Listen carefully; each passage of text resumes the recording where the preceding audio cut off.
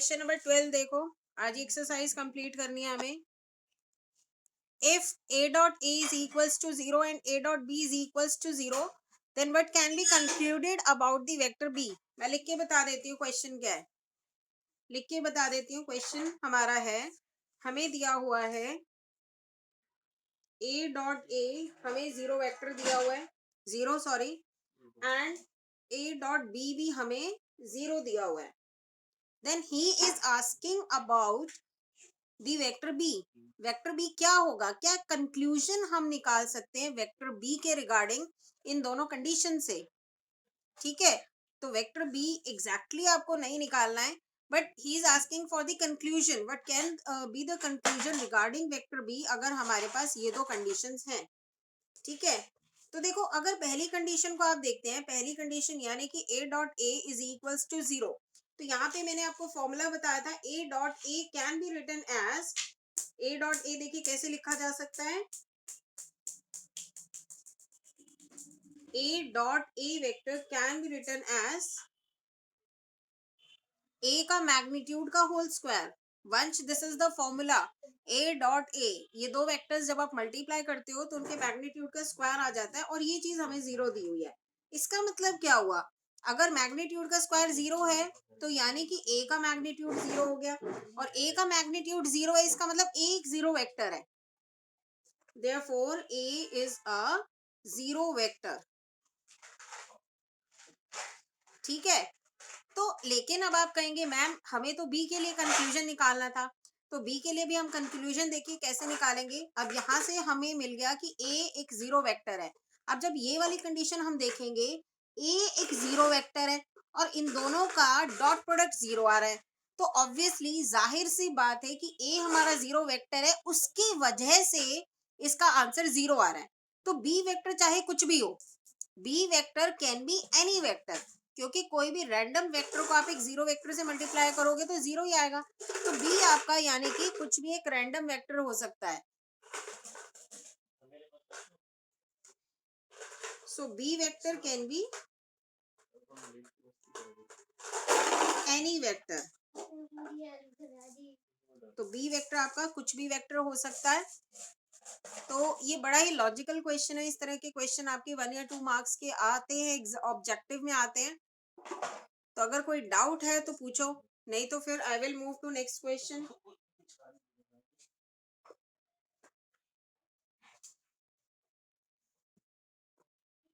चलिए next question पे move करते हैं। Question number 13। क्वेश्चन नंबर 13 देखिए क्या है। क्वेश्चन नंबर 13 में आपको दिया हुआ है A vector, B vector and C vector are unit vectors. They are unit vectors such that a vector plus b vector plus c vector that is equals to 0 vector। तो a b c ये unit vectors हैं, और a vector b vector c vector का सम एक zero vector है। हमें value निकालनी है a vector dot b vector plus b vector dot c vector plus c vector dot a vector, हमें इसकी वैल्यू निकालनी है। ठीक है, तो क्वेश्चन पहले ध्यान से समझ लो, देख लो, पढ़ लो, एक एक चीज समझो जो दे रखी है। A B C unit vectors हैं, सबसे पहली बात। ठीक है, और ये कंडीशन दी हुई है A vector plus B vector plus C vector आपका जीरो वेक्टर है, और फिर हमें किसकी वैल्यू निकालनी है, A dot B plus B dot C plus C dot A. ठीक है, तो हम क्या करेंगे, देखो ये क्वेश्चन करने के दो तरीके हैं। तो पहले मैं एक छोटा मेथड आपको बताती हूँ। छोटा मेथड देखिए क्या होगा। अच्छा, पहले तो ये यूनिट वेक्टर्स हैं, यहाँ से हमारे पास क्या मिलेगा हमें, यूनिट वेक्टर मतलब क्या होता है कि इनका मैग्नीट्यूड 1 है। तो ए का मैग्नीट्यूड और बी का मैग्नीट्यूड और सी का मैग्नीट्यूड, ये तीनों के मैग्नीट्यूड आपके 1 है। तो ये चीजें हमें दी हुई हैं, इनका मैग्नीट्यूड 1 दिया हुआ है, और वे A vector plus B vector plus C vector 0 दिया हुआ है। तो चलिए यहीं से स्टार्ट करते हैं। क्या दिया हुआ है हमें, A vector plus B vector plus C vector, हमें जीरो वेक्टर दिया हुआ है। यहीं से हम स्टार्ट करते हैं। हम यहाँ पे क्या करेंगे, स्क्वायरिंग ऑन बोथ साइड्स। ठीक है, तो स्क्वायरिंग ऑन बोथ साइड्स करेंगे तो मैग्नीट्यूड का स्क्वायर आ जाएगा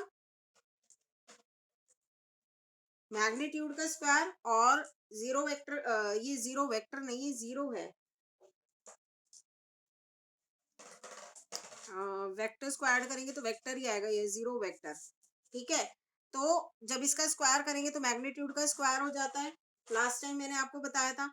अब इसका होल स्क्वायर खोलो तो क्या आएगा, तीनों का मैग्नीट्यूड का स्क्वायर का सम।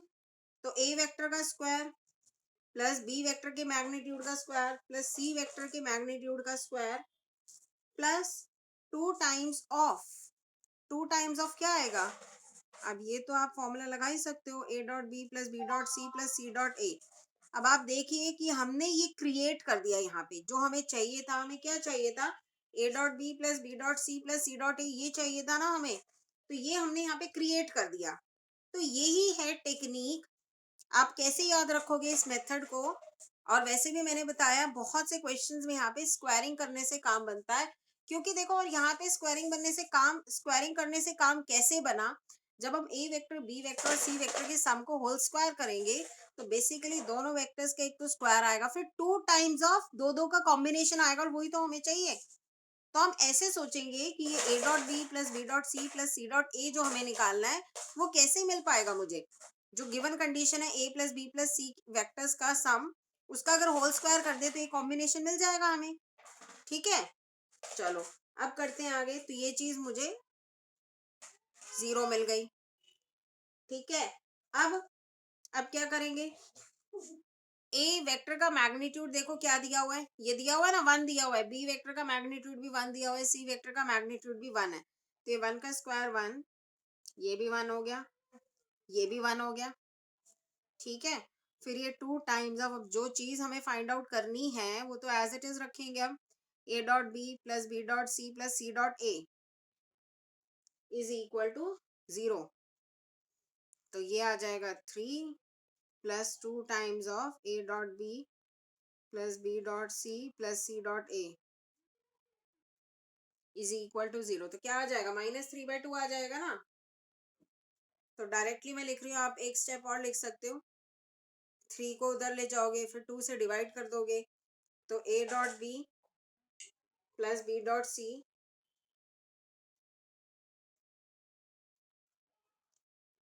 Plus C dot A that is equals to -3/2। ठीक है,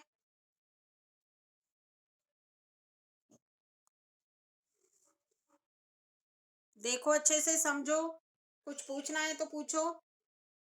फिर मैं इसी का एक और तरीका बताऊंगी, इस क्वेश्चन को सॉल्व करने का एक और तरीका बताऊंगी। वो थोड़ा सा टफ है, टफ नहीं कह सकते, मतलब लेंदी है, इससे तो लेंदी है थोड़ा, लेकिन एक और तरीका आप सुनोगे तो आपका माइंड और डेवलप होगा कि हाँ हम ऐसे चीज भी कर सकते हैं इसमें। ठीक है, चलो क्वेश्चन आप लोगों को ध्यान रखें कि A B C vectors unit vectors है, यानी उनका मैग्नीट्यूड वन है, और ए बी सी वेक्टर्स का सम जीरो वेक्टर है, और हमें A dot B plus B dot C plus C dot A find out करना है। चलिए अब दूसरा मेथड बताती हूँ मैं। I am turning the page now.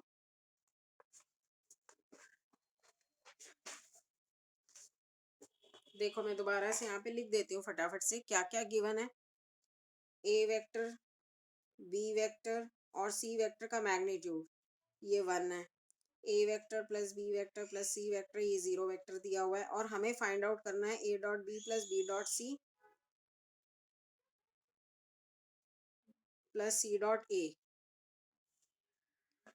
ये जीरो फाइंड आउट करना है, जीरो नहीं, ये तो हमें फाइंड आउट करना है। ठीक है, चलो अब अगेन इसमें भी हम यहीं से स्टार्ट करेंगे, क्योंकि गिवन में तो एक ही चीज है। अब ध्यान से देखते जाओ मैं इसके साथ क्या क्या चीजें करूंगी। ये हुआ जीरो वेक्टर आपको दिया हुआ है, तो देखिए मैं यहाँ पे तीन स्टेप करूंगी। एक बार तो इसी चीज को मैं ए डॉट से मल्टीप्लाई करूंगी, एक बार बी डॉट बी से डॉट प्रोडक्ट करूंगी, फिर तीसरी बार सी से डॉट प्रोडक्ट करूंगी।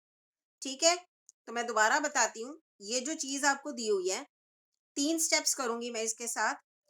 पहले स्टेप में इस एक्सप्रेशन को ए के साथ डॉट करूंगी, दूसरे में बी के साथ डॉट करूंगी, फिर तीसरे में सी के साथ डॉट करूंगी। तो चलिए पहले ए के साथ डॉट करते हैं। मैं ऐसे ऐसे लिख देती हूँ, आपको अलग अलग ये याद रहेगा। ए के साथ मैंने इसको डॉट किया, थोड़ा फास्ट चलते हैं।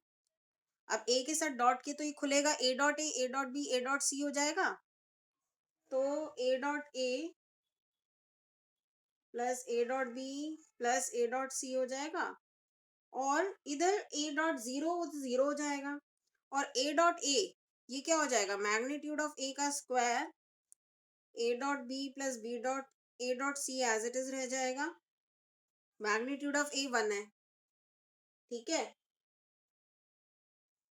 तो ये आपके पास आ जाएगा 1 plus A dot B plus A dot C is equal to 0। इसको फर्स्ट इक्वेशन नाम दे देते हैं। ऐसे ही अब सेकंड केस में हम इसको, केस नहीं सेकंड स्टेप कह लो, सेकंड स्टेप में हम इसको बी के साथ डॉट करते हैं।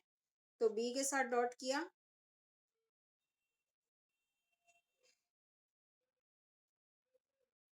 ठीक है, बी के साथ डॉट होके B dot A plus B dot B plus B dot C, अब इसमें ये 1 हो जाएगा। तो I am eating some of the steps यहाँ पे, क्योंकि आपको समझ में आ गई, ये 1 हो गया और ये फर्स्ट और थर्ड टर्म रह जाएंगे, यानी कि B dot A plus B dot C रह जाएगा, प्लस 1 और 0। ये सेकंड इक्वेशन ले ली। ऐसे ही थर्ड स्टेप में आपके पास सिमिलरली, मैं अगर उसको डायरेक्टली लिखूं तो वो क्या होगा, अगर सी डॉट से मैंने इसको डॉट किया तो C dot A plus C dot B रह जाएगा, और साथ में प्लस 1, ठीक है ना भाई। तीसरे वाला स्टेप मैंने as compare to other two मैंने उसको ऐसे ही लिख दिया, क्योंकि वो यही आने वाला है। आप पूरे स्टेप्स उसके करके दिखाएंगे। 3 इक्वेशंस हो गए, अब तीनों को ऐड कर लेते हैं, क्योंकि तीनों में ही कॉम्बिनेशन आ रहे हैं ना, A dot B A dot C, ये कॉम्बिनेशन आ रहे हैं जो हमें चाहिए, B dot A B dot C dot A C dot B. तो तीनों को ऐड कर लेते हैं, एडिंग 1 2 एंड 3। तो पहले तो ये तीनों 1 1 1 ऐड कर लेते हैं, ये हो गया 3 हो गया, एडिंग 1 2 एंड 3, ये तीनों 1 1 ऐड होके 3 हो गया। फिर देखो ए डॉट बी और ये बी डॉट ए है, तो इसको भी ए डॉट बी लिख सकते हो, तो 2 टाइम्स हो गया ए डॉट बी। फिर बी डॉट सी भी 2 बार निकलेंगे, ये बी डॉट सी एक बार ये रहा और एक बार ये उसका उल्टा, लेकिन इसको रिवर्स कर सकते हैं क्योंकि कॉम्पिटेटिव हो गया, 2 बार ये, ऐसी 2 बार सी डॉट ए निकल के आएंगे, एक सी डॉट ए ये रहा, एक ये रहा। तो बेसिकली ये 2 times of A dot B plus B dot C plus C dot A आ गया, बस ये इक्वल टू 0 है। अब आप समझ ही गए होगे, बस ये निकालना है, वही पहले वाले की तरह ही -3/2 आ जाएगा।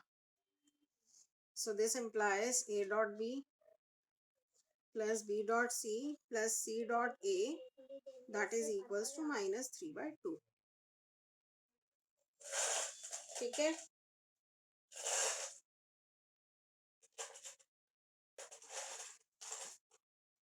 चलो, किसी को कोई कंफ्यूजन है तो पूछो।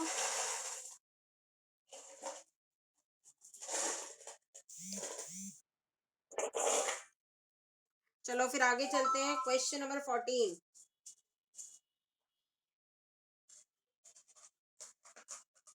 देखो क्वेश्चन नंबर 14 क्या है, मैं लिख के बताती हूँ।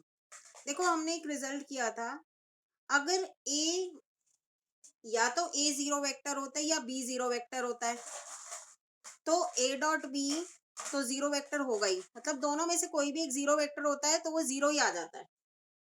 इसको 0 वेक्टर नहीं लिखोगे बच्चे, 0 लिखोगे, क्योंकि डॉट प्रोडक्ट का रिजल्ट एक स्केलर आता है, वेक्टर नहीं आता, तो 0 लिखोगे, 0 वेक्टर नहीं लिखोगे। ये छोटी छोटी चीजों का बहुत ध्यान रखोगे, ये छोटी छोटी चीजों के नंबर कट जाते हैं। तो डॉट प्रोडक्ट है ए डॉट बी, तो वो 0 लिखोगे, 0 के ऊपर वेक्टर साइन नहीं डालोगे। तो अब रिजल्ट बताती हूँ। हमने रिजल्ट किया था, अगर दो वेक्टर्स का डॉट प्रोडक्ट है और वो 0 है, तो यानी कि या तो ए 0 होगा या बी 0 होगा। अब क्या ये कन्वर्स भी ट्रू है, मतलब अगर कोई दो वेक्टर्स का डॉट प्रोडक्ट 0 है तो ए वेक्टर और बी वेक्टर दोनों 0 होंगे? नहीं, कन्वर्स जरूरी नहीं है ट्रू हो। देखो यहाँ पे मैं एग्जांपल लेती हूँ, ए वेक्टर मैं ले लेती हूँ 2i cap plus 4j cap plus 3k cap, B vector ले लेती हूँ 3i cap plus 3j cap minus 6k cap. अब आप देखो इनका डॉट प्रोडक्ट 0 आएगा, लेकिन अलग से ए और बी वेक्टर 0 नहीं है। आई बात समझ में? मतलब उसने ऐसा एग्जाम्पल मांगा था कि ए डॉट बी तो जीरो आ रहा है, लेकिन ए और बी दोनों जीरो वेक्टर नहीं है। तो पहले ए डॉट बी देखते हैं, निकाल के चेक करते हैं क्या जीरो आ रहा है। तो कैसे डॉट प्रोडक्ट करते हैं, आई के कॉफिशिएंट्स अलग से मल्टीप्लाई कर लो। ये सिर्फ वंश के लिए मैं इन टर्म्स को कॉफिशिएंट बोल रही हूँ, नहीं तो बाकियों को पता है कि क्या बोलते हैं इनको, कॉम्पोनेंट्स। ठीक है, वंश ये आई कैप जे कैप के कैप की जो नंबर्स है ना, जो कॉफिशिएंट्स, उनको कंपोनेंट्स कहते हैं। तो डॉट प्रोडक्ट कैसे होगा, इनके कंपोनेंट वाइज हम इनको मल्टीप्लाई कर देंगे। मतलब आई के कंपोनेंट्स अलग से मल्टीप्लाई करेंगे तो 2 और 3 मल्टीप्लाई हो जाएगा 6 आ गया, फिर 4 और 3 मल्टीप्लाई हो जाएगा 12 आ गया, फिर 3 और -6 मल्टीप्लाई हुआ -18 आ गया। तो आप देख रहे हो जीरो आ गया। तो ए डॉट बी हमारा जीरो आ गया, लेकिन अलग से ए और बी वेक्टर जीरो नहीं है। क्यों नहीं है? क्योंकि ए का मैग्नीट्यूड निकाल के देखो। अब मैग्नीट्यूड क्या होता है, इनके जो कंपोनेंट्स है उनके स्क्वायर का सम, यानी कि 2 का स्क्वायर प्लस 4 का स्क्वायर प्लस 3 का स्क्वायर। तो ये कितना आ रहा है, √29। तो इसका मतलब मैग्नीट्यूड देखो जीरो नहीं है, तो ए वेक्टर जीरो वेक्टर नहीं है, this is not a zero vector. इसी तरीके से बी वेक्टर का भी मैग्नीट्यूड आप निकाल के देखेंगे तो वो है 3 का स्क्वायर प्लस 3 का स्क्वायर और -6 का स्क्वायर, ये आ रहा है √54। So B vector is not a zero vector. तो converse is not true. Converse मतलब ए डॉट बी तो जीरो आ रहा है, लेकिन ए और बी दोनों ही नॉन जीरो है। तो रिजल्ट हमने ये किया था, दोनों में से ए और बी वेक्टर में से दोनों में से कोई एक भी जीरो हो जाता है तो ए डॉट बी जीरो आ जाता है। उल्टा क्या हुआ, इसका कन्वर्स क्या हुआ कि ए डॉट बी अगर कोई दो वेक्टर्स का जीरो है तो जरूरी नहीं है कि वो दोनों ही जीरो हों, दोनों में से कोई एक जीरो। तो हमने ऐसा एग्जाम्पल प्रेजेंट कर दिया यहाँ पे, such that A dot B तो जीरो है, लेकिन ए और बी दोनों ही नॉन जीरो है। और ये एग्जाम्पल थोड़ा सा माइंड में रखेंगे, क्योंकि इमीडिएटली एग्जाम्पल्स फॉर्म करना, ऐसा एग्जाम्पल कि जिसका डॉट प्रोडक्ट तो जीरो आ रहा है लेकिन अलग से उनके मैग्नीट्यूड जीरो नहीं है, तो वो थोड़ा सा ध्यान रखना। ठीक है, कैसे बना सकते हो एग्जाम्पल, भाई ऐसा ही देखो, ऐसे कंपोनेंट्स डालो जिनका भाई सम जो आए, जो डॉट प्रोडक्ट जीरो आए, और ऑब्वियसली फिर उनका जो मैग्नीट्यूड तो नॉन जीरो ही आएगा, क्योंकि कुछ ना कुछ तो आपने कंपोनेंट्स डाले ही होंगे ना, तो मैग्नीट्यूड नॉन जीरो आ जाएगा। ठीक है, चलो नेक्स्ट क्वेश्चन पे मूव करते हैं।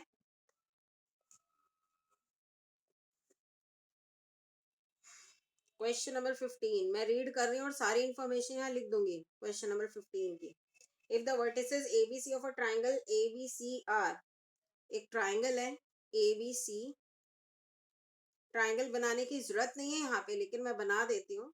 ABC, ए के कोऑर्डिनेट्स दिए 1 2 3, बी के कोऑर्डिनेट्स दिए -1 0,0 और सी के कोऑर्डिनेट्स दिए 0 1, 2। देन फाइंड, हमें क्या फाइंड आउट करना है, एंगल ABC। अब ध्यान से देखना सभी बच्चे, वेक्टर्स का मामला है। देखो बच्चों, वेक्टर्स में ना डायरेक्शंस का बहुत ध्यान रखना होता है, इसलिए ये चैप्टर थोड़ा सा ध्यान से करने वाला है। एबीसी एंगल निकालना है, यानी कि एंगल निकालना है। अब देखो ध्यान से, जब भी कोई एंगल निकालना होता है, अब ये बात बहुत ध्यान से सुनेंगे आप, this is very important point. और ये पॉइंट ऐसा है, अगर जरा भी इसमें कुछ उल्टा पुल्टा कर दिया तो आंसर आएगा गलत।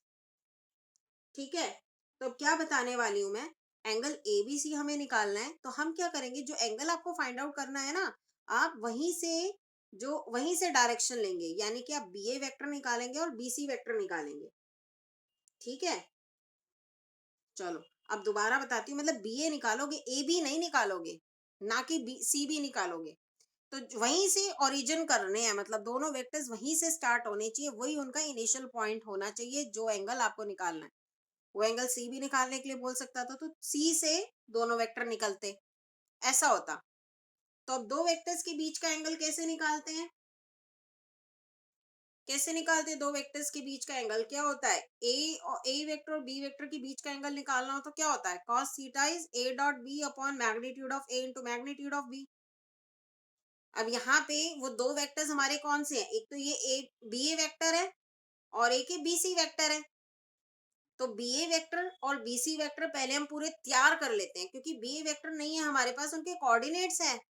ठीक है, so what do we want, we want B A vector and B C vector, ये निकाल लेते हैं पहले। ठीक है, तो बी ए वेक्टर और बी सी वेक्टर कैसे आएंगे? देखो बी ए वेक्टर, ये चीज मैं पहले भी बता चुकी हूँ, जब एंड पॉइंट्स के कोऑर्डिनेट्स आपको दिए होते हैं बी ए वेक्टर, तो उसमें क्या करेंगे, ए माइनस बी, करस्पॉन्डिंग कोऑर्डिनेट्स आप माइनस करेंगे। बी ए वेक्टर यानी ए के वेक्टर में से, ए के कोऑर्डिनेट्स में से बी के कोऑर्डिनेट्स माइनस करते जाएंगे और सिंपली आपका ये आता जाएगा बी ए वेक्टर। तो ए का कोऑर्डिनेट, पहला कोऑर्डिनेट 1 है और इसका -1 है, तो 1 माइनस -1, 1 + 1 हो गया 2, तो 2 आए, फिर 2 - 0 अगेन 2j, फिर 3 - 0 3k, ये हो गया बी ए वेक्टर। एग्जाम में तो आप पूरा इसको पहले लिख के दिखाओगे, 1 माइनस -1 आए, 2 - 0 j, 3 - 0 k। अभी मैं आपको सिर्फ मेन चीज करके बता रही हूँ। बी सी वेक्टर इसी तरीके से, बी सी वेक्टर निकालना तो सी माइनस बी करोगे, तो 0 माइनस -1, 1 आ गया, यानी कि 1 आए, 1 लिखने की जरूरत नहीं है, फिर 1 - 0 यानी कि j, फिर 2 - 0 यानी कि 2k। ये हुए बी ए और बी सी वेक्टर। तो इन दोनों के बीच का एंगल क्या होगा, कॉस थीटा विल बी, जो भी दो वेक्टर्स के बीच का एंगल निकालना होता है उनका डॉट प्रोडक्ट आता है ऊपर, और नीचे आता है उनका मैग्नीट्यूड। ठीक है, चलो करो, cos theta B A vector dot B C vector, dot कर लो यहीं पे, 2 × 1 2 हो गया, प्लस फिर 2 × 1 अगेन 2, फिर 2 × 3 × 2 6, और नीचे बी ए वेक्टर का मैग्नीट्यूड। तो रूट के अंदर बी ए वेक्टर का मैग्नीट्यूड, रूट के अंदर 2 का स्क्वायर 2 का स्क्वायर 3 का स्क्वायर, यानी 4 + 4 + 9 into B C vector 1 + 1 plus, और इसका स्क्वायर इज 4। बस सिंपल कर लो इसको कैलकुलेट, 10 और ये आ जाएगा 8 √ 17, और ये आ गया √4 5 √6।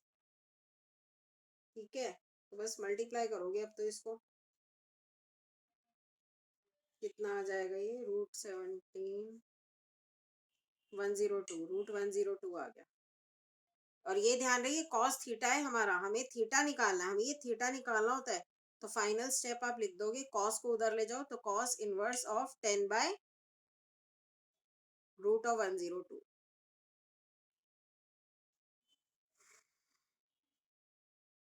ठीक है, तो ऐसे क्वेश्चंस भी बहुत आ सकते हैं कि कोई भी दो वेक्टर्स के बीच का एंगल आपको बताना है। कई बार वो वेक्टर डायरेक्टली दिए हैं, अभी यहाँ पे कोऑर्डिनेट दिए है, तो आप उससे पहले वेक्टर्स तैयार किए, फिर उनका डॉट प्रोडक्ट ऊपर आता है, नीचे मैग्नीट्यूड आते हैं, तो बस वो कैलकुलेट करके हमने यहाँ पे डाल दिए। ठीक है, अब करेंगे क्वेश्चन नंबर 16।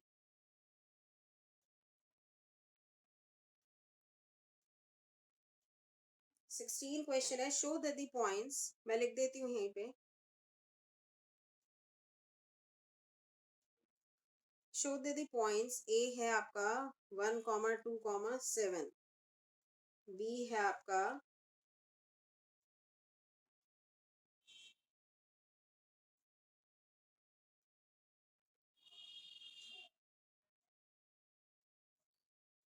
इनको कोलिनियर शो करना है।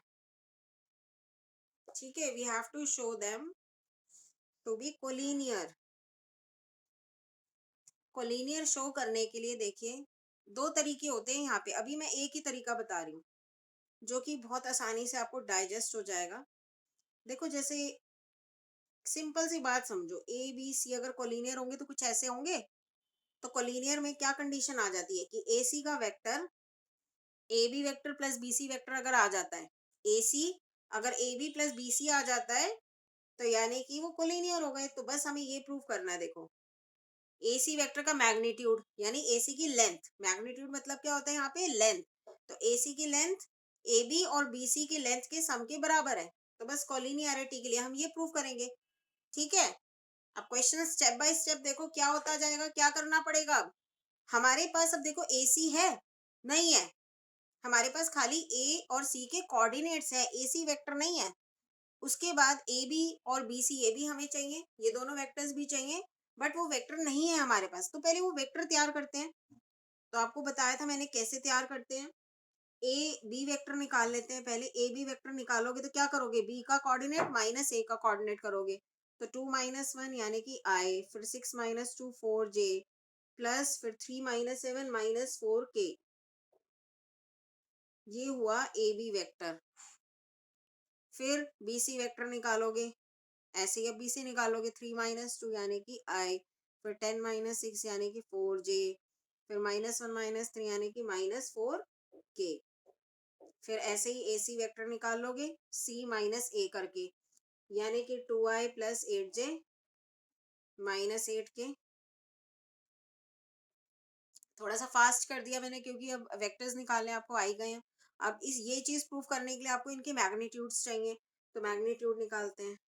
ए बी का मैग्नीट्यूड, इनके जो कॉम्पोनेंट्स हैं उनके कॉम्पोनेंट्स के स्क्वायर का सम, यानी 1 का स्क्वायर प्लस 4 का स्क्वायर प्लस -4 का स्क्वायर, और ये आ जाएगा √33। ऐसे ही बी सी वैक्टर 1 16 और 16, सीधा लिख रही है भी √33 आ गया। ऐसे ही ए सी वैक्टर का मैग्नीट्यूड 4 64 और 64, 128 और 4 132 आ गया। बच्चों थोड़ी फास्ट कैलकुलेशंस कर रही हूँ, आई होप सभी को समझ में आ रहा होगा। फिर भी अगर नहीं समझ में आ रहा पूछ लेना। 9 4 2√3 आ जाएगा। अब चेक करो क्या A C A B plus B C के बराबर है। इसमें चाहे नहीं करो कन्वर्ट, ए सी क्या A B plus B C के बराबर है।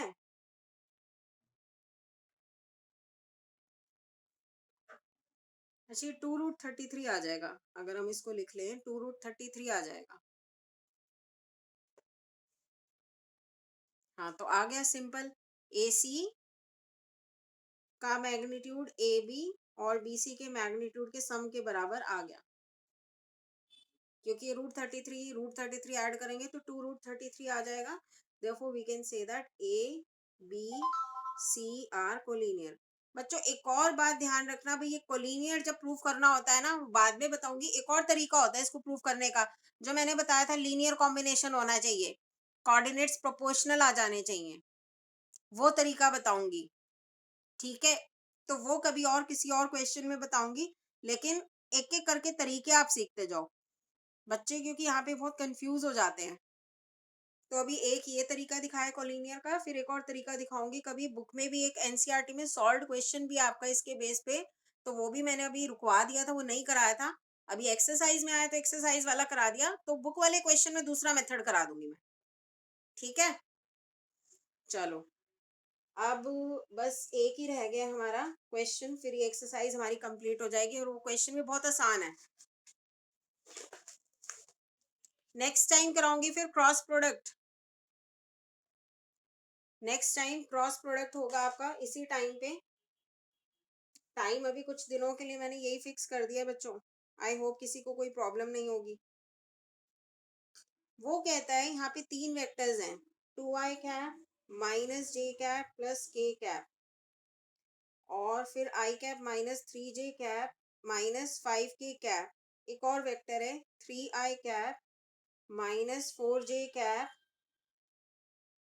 -4k cap. हमें दिखाना है these form the vertices of a right angle triangle, these form, ये शो करना है, these form the vertices of a right angled triangle। बच्चों एक बात तो यहाँ पे ध्यान से समझो, ये जो दिए है ना, ये वर्टिसेस कह रहा है ना इनको, these form the vertices of, तो ये अगर मान लो एक ट्राइंगल में बनाती हूँ तो उसके वर्टिसेस वेक्टर फॉर्म में दिए हुए हैं, यानी ए वर्टेक्स का पोजीशन वेक्टर दिया हुआ ये 2i - j + k, ऐसे ही ये जो दिया हुआ है बी वर्टेक्स का पोजीशन वेक्टर दिया हुआ है i minus 3j position vector मैंने आपको बताया था, ये ए का पोजीशन वेक्टर यानी ओ ए वेक्टर ये है, ओ बी वेक्टर ये है i minus 3j minus 5k, और ओ सी वेक्टर ये है 3i minus 4j minus 4k। अब हमें दिखाना है ये आपकी राइट एंगल ट्राइंगल है। देखो बच्चों मैंने राइट एंगल ट्राइंगल नहीं बनाया, बस समझने के लिए, लेकिन इतना ही काफी है। ठीक है, राइट एंगल ट्राइंगल दिखाना है इसको हमें, तो हम क्या करेंगे, पहले यहाँ पे मैंने बताया था डॉट प्रोडक्ट्स चेक करते हैं। अब मुझे नहीं पता ना कि राइट एंगल कहाँ पे, ए पे भी हो सकता है, बी पे भी हो सकता है, सी पे भी हो सकता है। तो जिन दो वेक्टर्स का डॉट प्रोडक्ट 0 आ जाता है वो क्या राइट एंगल बनाते हैं। तो हमें A B vector, A B और बी सी वेक्टर का भी डॉट प्रोडक्ट चेक करना है, बी सी और सी ए का भी चेक करना है, सी ए और ए बी का भी चेक करना है। तो पहले वेक्टर्स तो हो हमारे पास। अब देखो ए बी वेक्टर नहीं है मेरे पास, उनके पोजीशन वेक्टर्स है। तो ए बी वेक्टर निकालोगे पहले, फिर बी सी वेक्टर निकालोगे, फिर सी ए वेक्टर निकालोगे, अभी जैसे हमने एक और क्वेश्चन में किया था। तो अब चलो ए बी वेक्टर निकालते हैं, अभी बताया था कैसे निकालते हैं।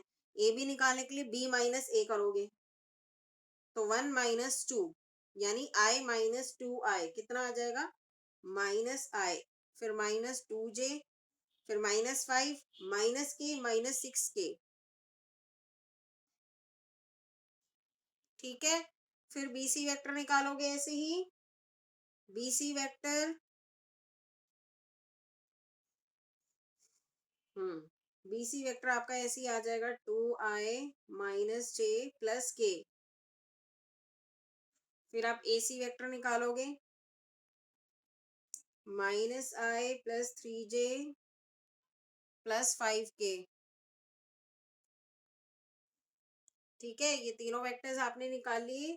अब इनका डॉट प्रोडक्ट आपको 0 चेक करना है।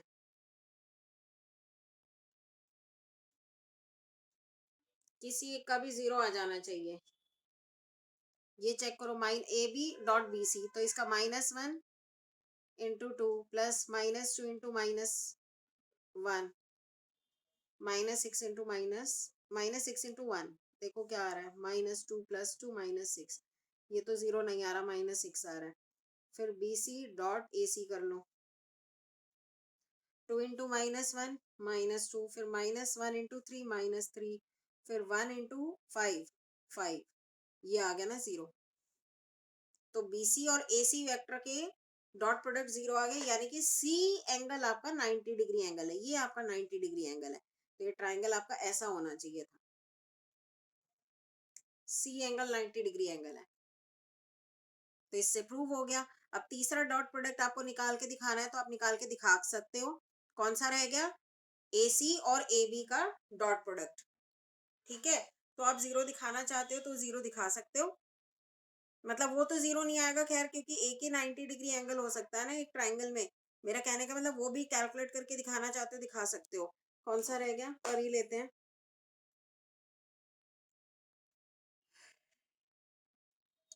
A C dot A B 1 -6 -30 -35 आ गया ना। तो हम कह देंगे सिंस ये वाला B C dot A C is a 0 vector, therefore इसका मतलब क्या हुआ, this implies B C vector is perpendicular to A C vector. बस सीधा लिख दो, this implies triangle ABC is a right angle triangle.